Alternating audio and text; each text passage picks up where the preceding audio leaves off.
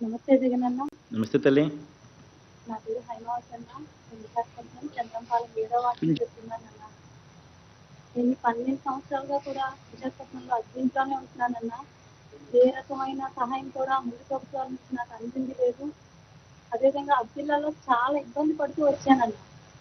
ఒక సాయంత్రం అయ్యేసరికి 8 అయ్యేసరికి లైట్లు ఆపేయాలి, 2 బిందెలు నీళ్ళు ఎక్స్ట్రా పట్టుకోవాలన్నా సరే చాలా ప్రాబ్లమ్స్ ఫేస్ చేశానన్న. ముందున్న ప్రభుత్వాలు చుట్టూ ఇల్లు కోసం తిరిగి అలసిపోయిన అలాంటి సమయంలో మీరు పాదయాత్రలో ఇచ్చిన మాట ప్రకారం నవరత్నాలు అందరికీ ఇల్లు అనే దీని ద్వారా మాకు వాలంటీర్లు సచివాలయాల ద్వారా వచ్చి అప్లై చేసుకోండి అని చెప్పడం జరిగిందన్న. వాలంటీర్ల సహాయంతో సచివాలయాలకు వెళ్ళి అప్లై చేసుకున్న వెంటనే మాకు స్థలం అనేది మంజూరు చేయడం జరిగిందన్న. అనంతపురం మండలం తంగుడు 8 గజాల స్థలం అనేది ఇచ్చారన్న.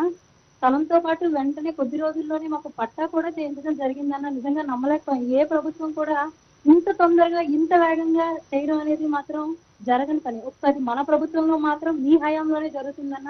అందుకు చాలా చాలా ధన్యవాదాలన్న.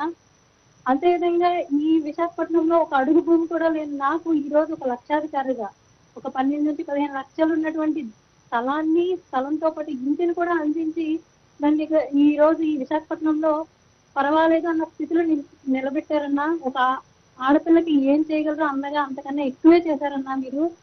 అదేవిధంగా మా పాపకి అమ్మఒడి లభిస్తుందన్నా. ఎస్ఎస్సి గ్రూపుల ద్వారా నేను ఆశా వడ్డీ పొందుతున్నానన్నా.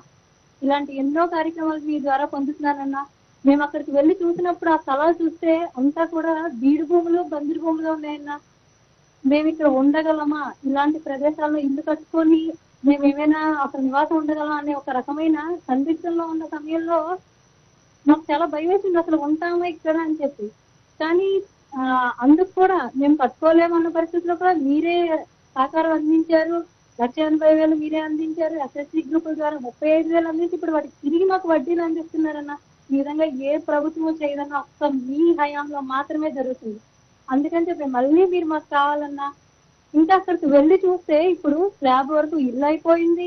ఆ లేఅవుట్ రోడ్లు కానీ, కరెంట్ కానీ, వాటర్ ఫెసిలిటీ కానీ ఏ కార్పొరేట్ కాలనీలకి కూడా తగ్గకుండా మాలాంటి నిరుపేదలకి, ఇలాంటి అక్క చెల్లెలకి మీ సహాయం అందించారన్నా. అందుకు చాలా చాలా ధన్యవాదాలన్నా.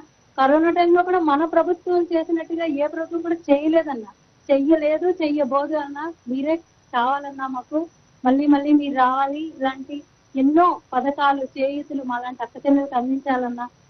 ఇలాంటి ఎన్నో సహాయాలు చేశారన్నా. నాలాంటి అక్క చెల్లెలు ఎంతో మంది మీకు రుణపడి ఉంటారన్నా. మాట తప్పని మడం తిప్పని రాజన్న బడ్డగా మీ మాట నిలబెట్టుకున్నారన్నా. చాలా ధన్యవాదాలన్నా నాకు ఇలాంటి అవకాశాన్ని ఇచ్చినందుకు. థ్యాంక్ యూ తల్లి. ఆల్ ది బెస్ట్ మా.